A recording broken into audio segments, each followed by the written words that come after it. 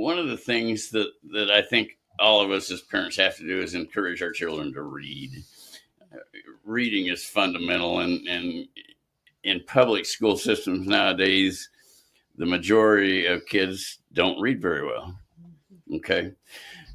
One of the things I've done, and the reason I'm committed to it, is writing children's books. There you go. Okay. Right into it. Right into it. And this is the first one that just got published, The Adventures of Dog. And I'm taking a book tour next week. And think about that. This guy's got a book that kids would love, and instead of being on their phone the whole time, they would be into this book, which is great. Well, and what this book is all about for children is getting outside and having your own adventures. Yeah, it's The Adventures of Dog, and Dog does all kinds of wonderful things. But the children readers are encouraged to go out and have their own adventures outside and do things out in the woods or go catch a frog, Yeah, what did we do as kids? I mean, I know what I did. I was out playing baseball and whatever every day, riding my bike, going to find something to fish, exploring different things on my bike. I did not spend a moment inside as a child. Yeah. I grew up in North Missouri, rural Missouri, and I caught frogs and turtles, and I got bit by snakes, and it was great, Well, too bad one of them wasn't a poisonous snake. It probably was. I've never quite been the same after that. I tell you what, it depends on where he bit you. I would like to say one thing about the book tour next week. Yes, please do.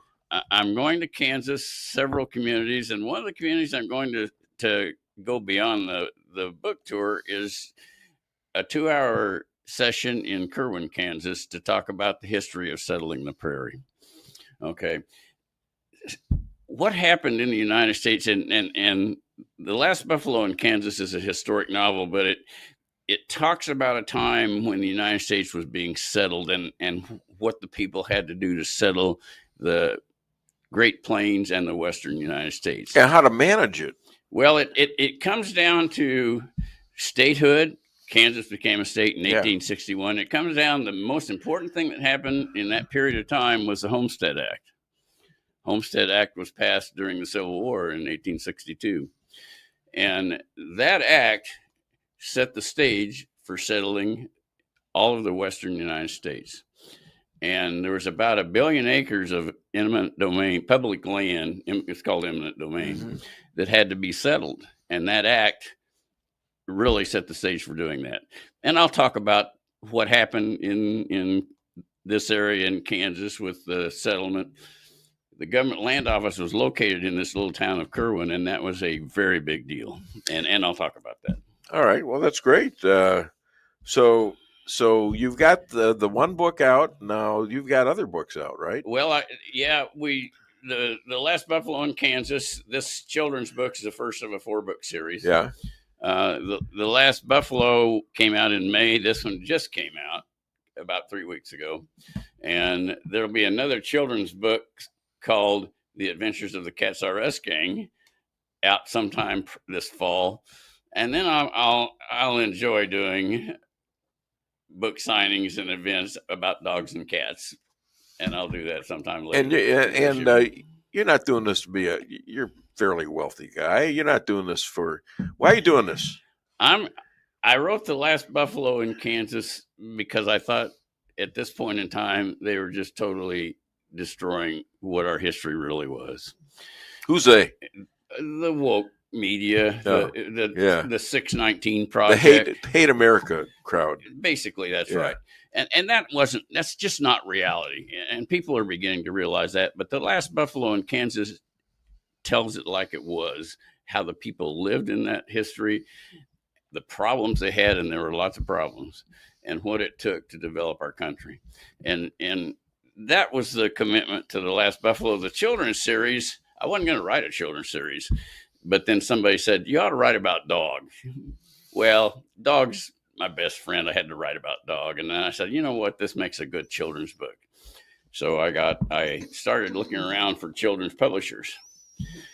And What did you have to do to write a book about Dog? Did you have to really get into what he was thinking and what he was doing and why was he doing that? I interviewed Dog over and over. Yeah, I mean, did he actually talk to you? To really get her thoughts about Did you really understand what she said? Oh, absolutely. Yeah, it took it took about 9 years. She's 9 years old, and I've had her all her life. So yeah, it took a long time, but the children's books are fun. I mean, and when kids read them, they're encouraged to have fun and look out at nature and get out there and do something. Well, one thing in my author's bio I talk about is that I'm a nature writer. I've written 6 books, 7 shortly, and every book is themed about nature in some way. Yeah, and tell people about it's just not Dog. It's just not children's books, but it's going to countries all over the world. Well, yeah, and discovering what's there, and also finding fishing. Trout fishing. Well, the first series I wrote was Trout Adventures. I actually wrote 6 books. I published 4 of those in the Trout Adventure series. And that was about traveling the world. And it's traveling the world with a fly rod, and I'm catching all the different kinds of trout, but it's more of a travel series. And there's some beautiful photographs in all those books. Because you're in the terrain. Yeah. You're in with the people that live there and have for centuries lived there in these specific areas, and you're getting to know what they think. You're getting to know how they live, how they warm themselves, what kind of, if they have electricity or whatever it is that they're doing, you get to know. Well, and one example, and I always travel alone, and I travel alone because if you travel with other groups of Americans, you tend to stay with the Americans and not meet the people. So I travel alone, and during one of the trips to Mongolia, during that trip, I had a driver and an interpreter, and the interpreter says, "We need to stop and talk to the reindeer people," and I said, "Okay. Let's go talk to the reindeer people." Mm-hmm. Well, so she takes me to this tent encampment, and they're teepees. They're not the regular round gers or yurts as they call them. They're teepees. The reindeer people live in the mountains, and they live in teepees. And so we go into this one teepee, and the guy gives us a piece of meat to share. And these people have absolutely nothing. This is all they have. They live on subsistence on reindeer.